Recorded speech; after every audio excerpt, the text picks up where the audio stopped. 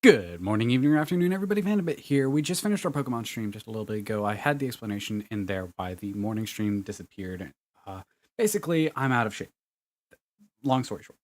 Uh, short story long. I had to run down the street, pushing a trash bin so that I could catch up to our trash truck, so that he would actually take our trash because I forgot to put it out last night. Yay! Uh, so we're going to be picking up where we left off last Friday. And as I gave the extra day, I gave the Monday for potential comments on what should happen next to come through. Nothing did. So we're going with my route and going with what makes sense story-wise. Story-wise, we know Edgar Toil Trump is downed. He is stable though, and no one in the party knows him. He just came out of nowhere, tumbled into the fight, and then was immediately down. So what's going to happen? He's actually going to be leaving the party. He's not going to be able to make it into the party for a long time because he was down the way he was. The party is not going to think to, all right, let's use an let's use an AoE heal. We're talking completely mechanics right now. Let's use an AoE heal from Vundi to bring up Edgard and heal Toshi some, and then go down into the pit. No, what's going to happen is Toshi is going to command the people, the workers, the laborers, the commoners, the people who he helped defend. He's going to command them. All right, get. We don't know who that man is. Get him back to the tents. Check his wounds. He at least tried to help. And then as Vundi and Yumi come around the nose of Gerda, he's going to clenching at himself, say, three went down by my count. This is to Yumi. 3 men went down by my count after 3 that got pulled in. We have to go down. She's going to say, you can't, not in your current state, to which Vundi will respond, I can call upon the Sky Spirit one more time today. I can heal your wounds.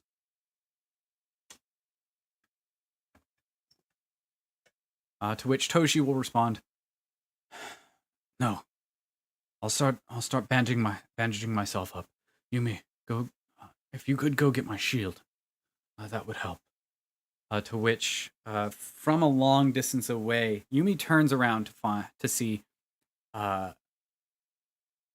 Ailey just running across the field. Large human-sized shield, big bundle bag in arms, long shot over shoulder, just bounding across the freshly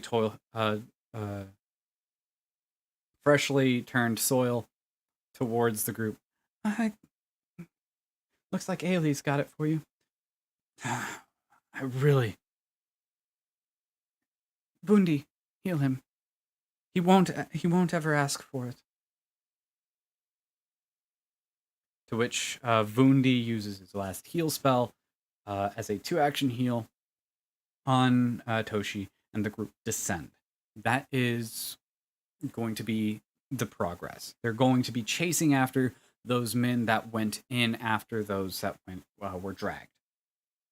They're a good few minutes behind, but in the meantime, the bounty hunter is going to emerge from the forest, approach the festivities, say she's looking for a one Mr. Edgar Toil Trump. He would be a halfling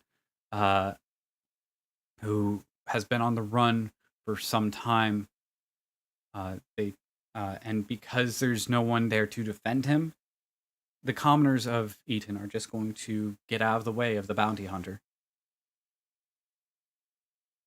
So, we're down to a group of 4 for now. I will put a 5th back in. I just need to find the right time and the right person, a right character to fill that spot. So what we're going to do is building these encounters. Today, we are going to be working on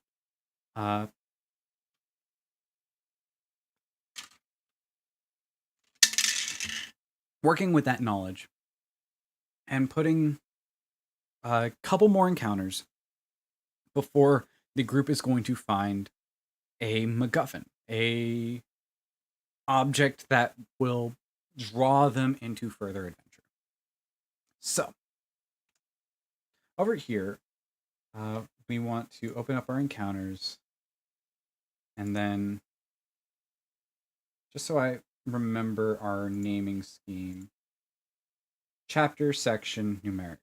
So, we're going to make, I think, 3 good encounters remain for the group. Maybe 4.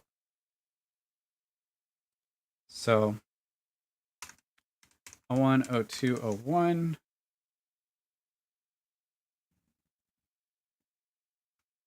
01, 02, 02.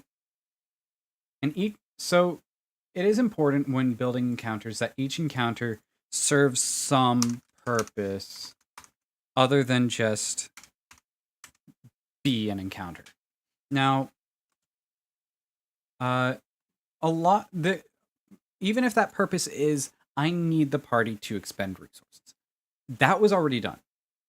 But we need to first establish a threat in the cavern. We then establish something going wrong. Then we establish, then we have a representation of basically a wrench in the gears. Or, so, like I said, 3 or 4. And then finally we have a conclusion.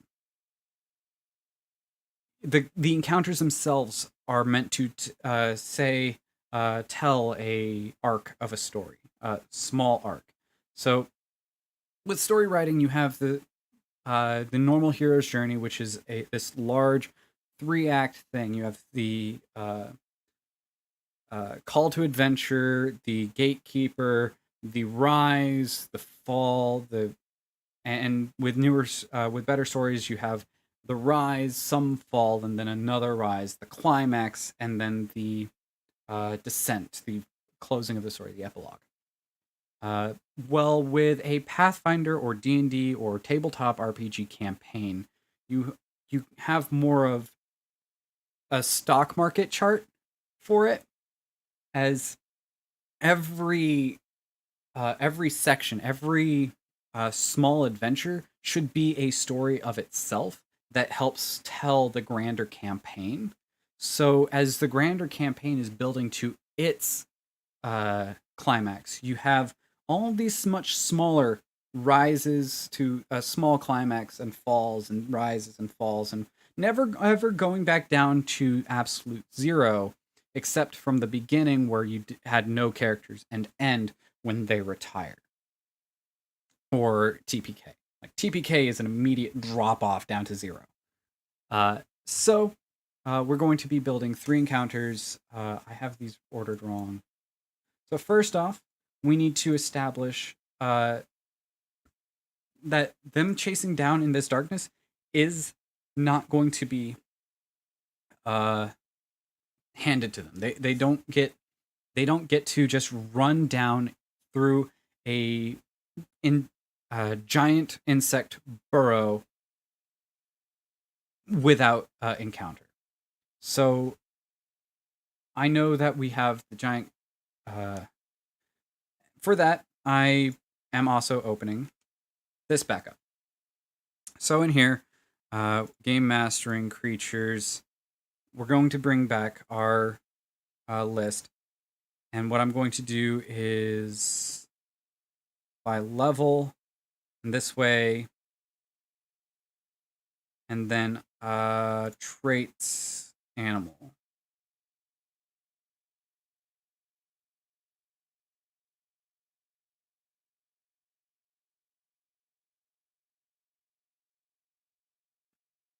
So, and also, no,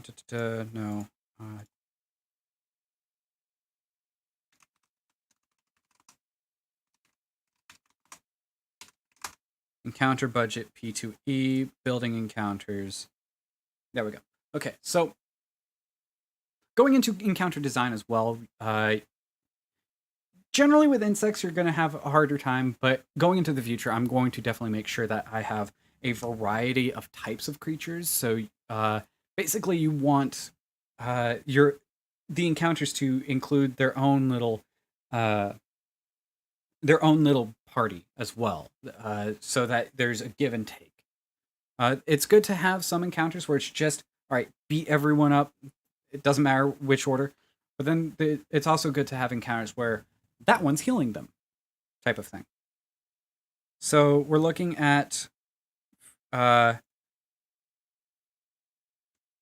we're looking at a moderate encounter, then a low encounter. No. We're going to look at a low encounter, a trivial encounter. Minus -1 is 2 below level 1. So, yeah. We'll look at a low encounter, a trivial encounter, and then a moderate encounter. The climax being that last bit.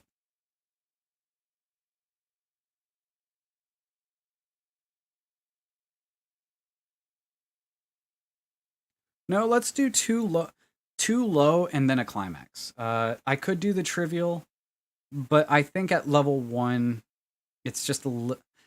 We'll do a trivial.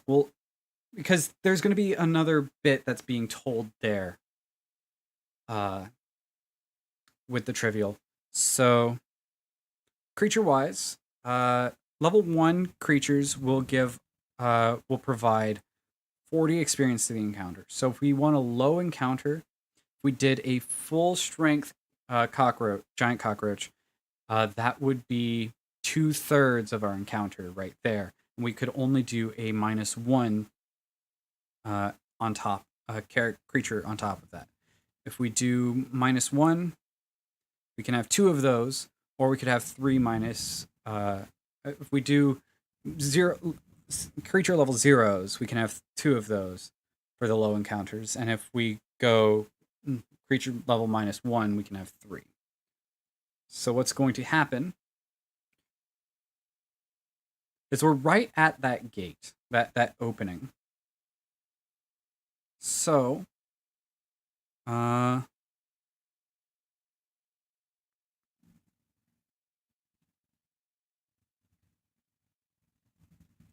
what I'm going to do instead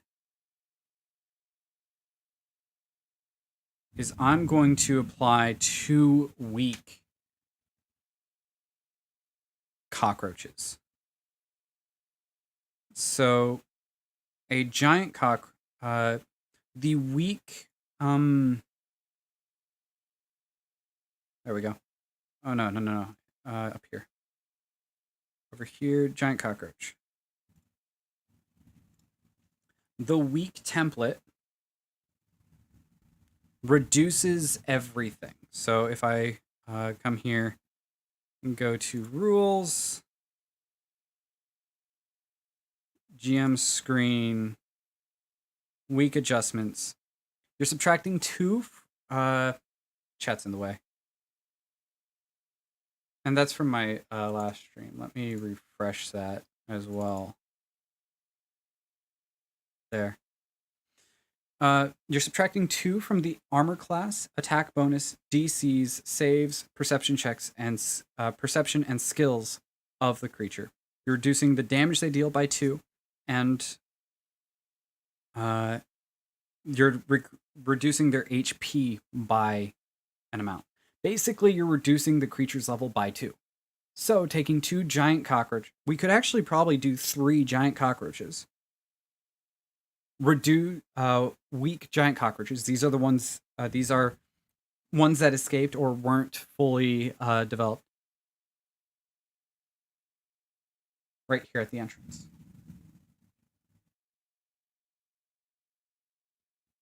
We'll do 3.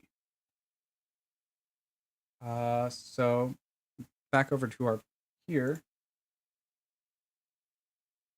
Now, I don't believe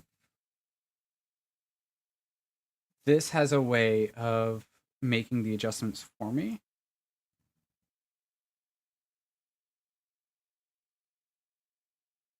But I should be able to make an effect for it eventually. I just need to relearn how to do the effects so that it actually afflicts them.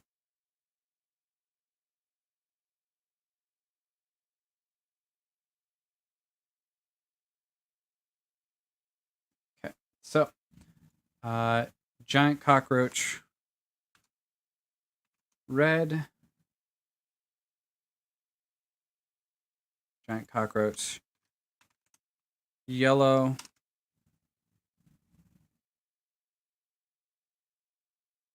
giant cockroach, green. And I will make a note. Weaken.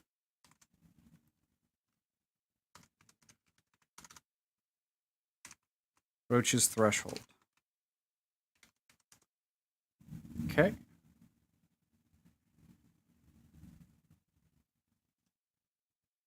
Because and look, for their starting level being 1 or 2, weakened, their HP is going down to 10.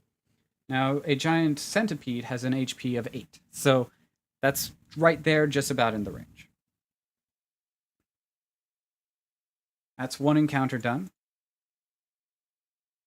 The next encounter, we're moving away from cockroaches.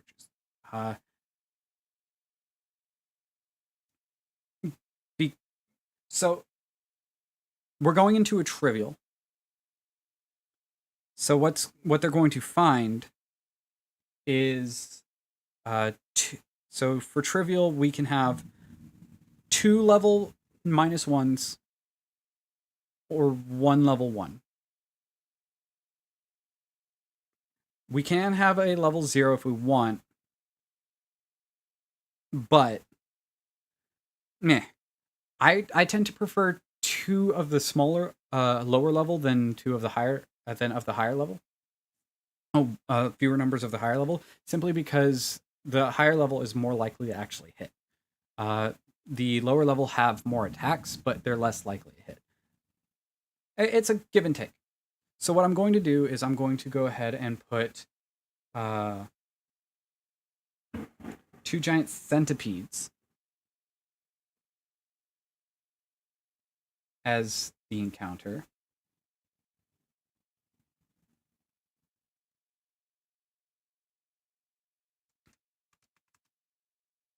Red, yellow. And with 2 giant centipedes, they're also going to be finding a dead body.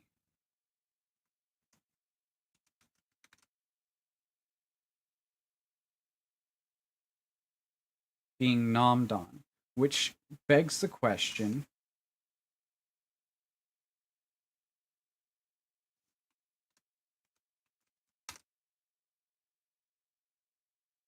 and I'll remove that once I put it on the map. Which begs the question, where are the others? Well, the 3 men that chased in after maybe saw, checked, he was dead, these centipedes came out, or maybe they rushed past the centipedes. Something is going on deeper in this tunnel.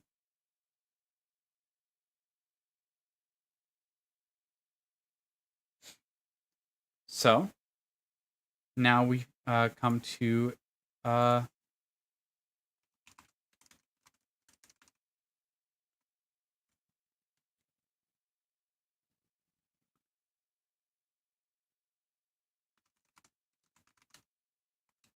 now sent to Chow. The Lost Life, now sent to Chow. Okay. And finally, our third encounter. Now, we had the severe encounter outside. We're going to have a moderate encounter for the final encounter. So what we want to look at first is for a modern encounter, we're looking at 80 experience. We can have 2 level 1s, uh, 4 level -1s, or a combination therein. And I do like to consider that there's the ability to do just a little bit over or a little bit under, and it shouldn't be that big of a deal. Or, just to be clear, I don't need that anymore. We could do, technically, based on the rules, a level 3. A single level 3.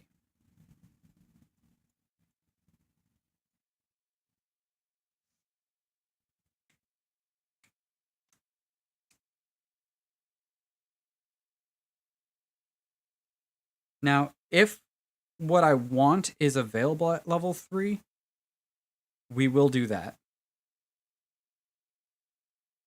But I'm not sure it is. It might be level 2.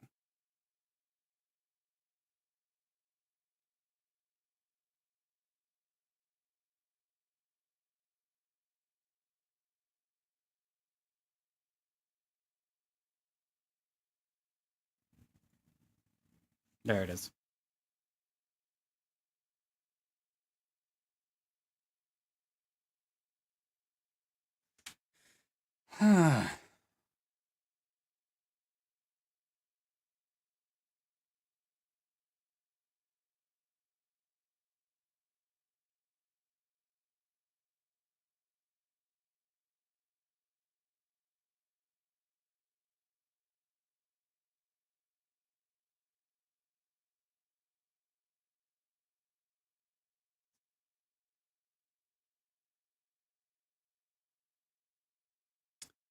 I could you do the Ongrove, but here's the problem, and here's what you gotta watch out for in your own games, is look at the damage this thing can do.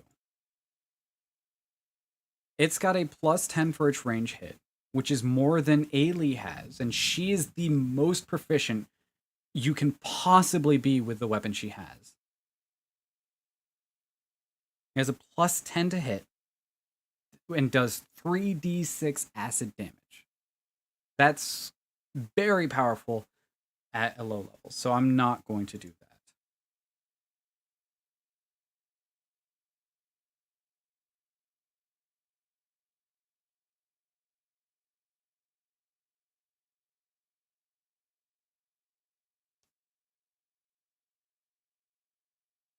I'm not even going to do a weak one because the adjustments don't account for, like, the adjustments to make it weak don't account for that.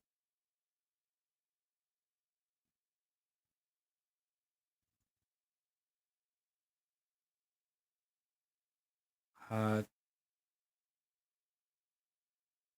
as you can't see because my head's in the way. Level 3, it would only reduce its health by 15 instead of 10.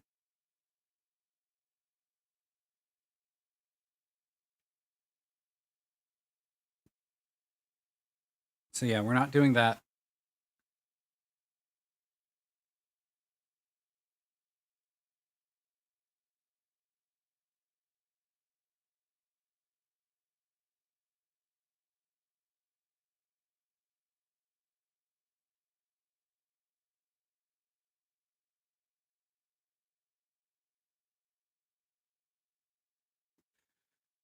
It's like a giant scorpion.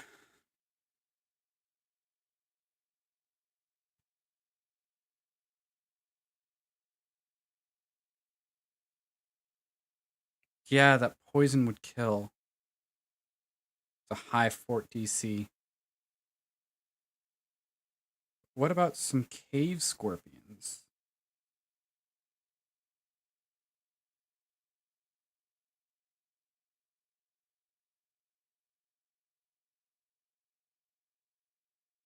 Lower DC, lower poison damage.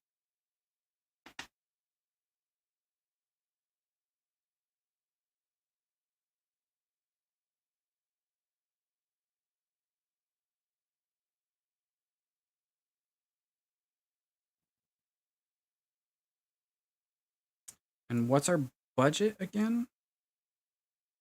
80. So 2 of those. There we go.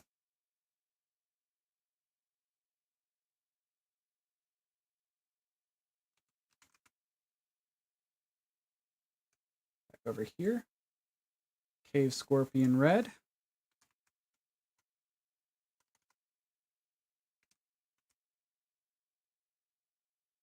Cave Scorpion Yellow.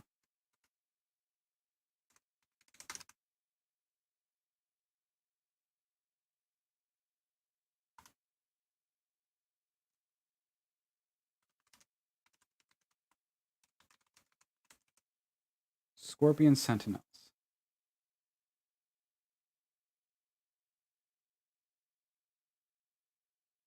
Okay. So, the team is already injured. And going down there, they've got to overcome some challenges. They're going to eventually find those men that rushed in, and the hope is to bring them out safely. What's down there, I'm going to keep for myself, and we're going to make maps tomorrow. Thank you all for stopping by. Thank you all for watching. And as always, I hope you have a wonderful rest of your day, evening, or even night. I've been Phantombit, and this was Making Encounters for Nemora. I'll see you next time. Bye-bye.